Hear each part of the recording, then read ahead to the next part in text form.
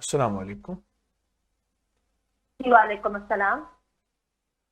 جی مجھے آواز کرنی تھی، مجھے کہنا تھا کہ میری بچی ہے 13 سال کی، جی تو ماشاء اللہ فزیکل دیکھنے میں وہ سب کچھ ٹھیک ٹھاک ہے، جی جی تو لیکن اس کی جو ہے نا وہ اس کی پڑھائی میں بالکل توجہ نہیں ہے، پڑھائی میں بالکل ایسی ہے جیسے کہ 5 کلاس کی جو بچی ہوتی ہے نا اس طرح میں نے۔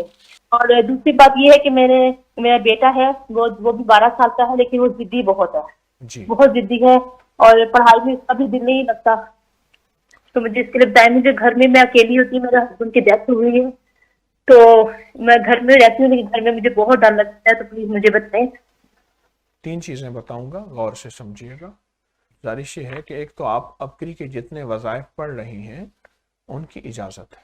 دوسرا جی یہ ہے کہ آپ ہر نماز کے شکریہ۔ بعد اولاد، اپنے مسائل، اپنے خوف، اپنی مشکلوں، اپنی پریشانیوں کا تصور کر کے ہر نماز کے بعد پڑھیں جی سلام علی نوح فی العالمین، ایک تسبیح۔